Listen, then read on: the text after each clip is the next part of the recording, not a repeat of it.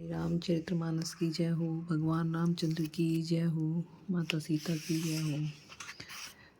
श्री हनुमान बजरंगबली की जय हो।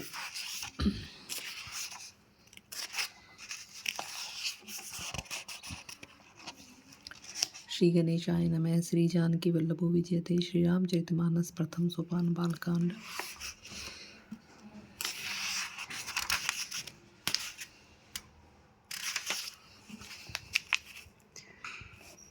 हे मुनिराज, हम ब्राह्मण नहीं हैं, शिव जी के गण हैं। हमने बड़ा अपराध किया जिसका फल हमने पा लिया। हे कृपालु, आप शाप दूर करने की कृपा कीजिए। दीनों पर दया करने वाले नारद जी ने कहा, तुम दोनों जाकर राक्षस हो। तुम्हें महान ऐश्वर्य, तेज और बल की प्राप्ति हो। तुम अपनी भुजाओं के बल से जब सारे विश्व को जीत लोगे, तब भगवान विष्णु मनुष्य का शरीर धारण करेंगे। युद्ध में श्री हरि के हाथ से तुम्हारी मृत्यु होगी, जिससे तुम मुक्त हो जाओगे। फिर संसार में जन्म नहीं लोगे। और वे दोनों मुनि के चरणों में सिर नवाकर चले और समय पाकर राक्षस हुए।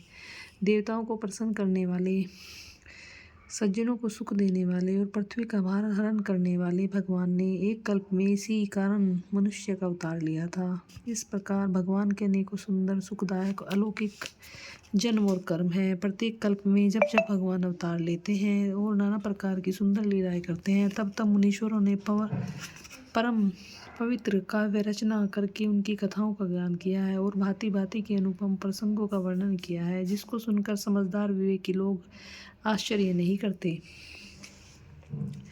श्री हरि अनंत है, उनका कोई पार नहीं पा सकता और उनकी कथा भी अनंत है। सब संत लोग उसे बहुत प्रकार से कहते सुनते हैं।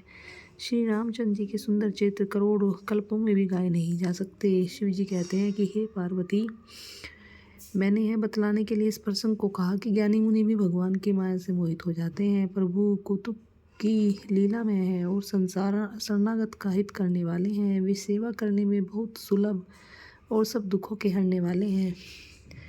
देवता, मनुष्य और मुनियों में ऐसा कोई नहीं है जिसे भगवान की महान बलवती माया मोहित न कर दे। मन में ऐसा विचार कर उस महामाया के स्वामी श्री प्रेरक श्री भगवान का भजन करना चाहिए। हे गिरिराज कुमारी, अब भगवान के अवतार का वह दूसरा कारण सुनो।